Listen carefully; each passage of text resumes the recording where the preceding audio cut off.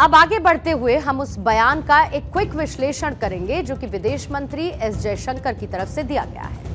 दरअसल विदेश मंत्री एस जयशंकर ने कांग्रेस के नेता राहुल गांधी पर तीखा हमला बोला। उन्होंने कहा है कि राहुल गांधी का संविधान को हाथ में लेकर राजनीति करना गांधी परिवार की पुरानी आदत है। इसके साथ एस जयशंकर ने साल 1975 के आपातकाल का काला अध्याय याद दिलाते हुए गांधी परिवार को इसके लिए जिम्मेदार ठहराया है।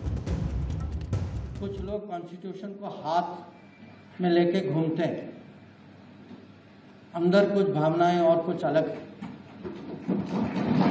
ये आप समझ लीजिए, लोगों का रिकॉर्ड देखिए, पॉलिटिकल पार्टीज की भी डीएनए होती है और ये डीएनए कि आज तक इमरजेंसी के बारे में रिग्रेट कभी भी ये नहीं कहा कि गलत निर्णय था। राहुल गांधी बीते कुछ समय से हर एक रैली, हर भाषण में, संसद के अंदर संविधान की किताब हाथ में लेकर बीजेपी पर हमला बोलते हैं। वो ये कहते हैं कि बीजेपी संविधान को खत्म कर देना चाहती है, आरक्षण को छीनना चाहती है। लेकिन एस जयशंकर ने पलटवार करते हुए कहा कि वही कांग्रेस है जिसने आपातकाल में संविधान की आत्मा को कुचल दिया था।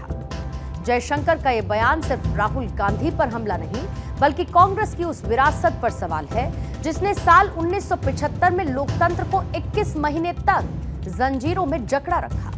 बीजेपी का कहना है कि कांग्रेस आज संविधान की रक्षा की बात करती है, लेकिन उसका इतिहास संविधान के दुरुपयोग का रहा है। जयशंकर ने यह भी याद दिलाया कि आपातकाल के दौरान नरेंद्र मोदी एक युवा आरएसएस प्रचारक के तौर पर लोकतंत्र की बहाली के लिए गुजरात के आंदोलन में शामिल थे।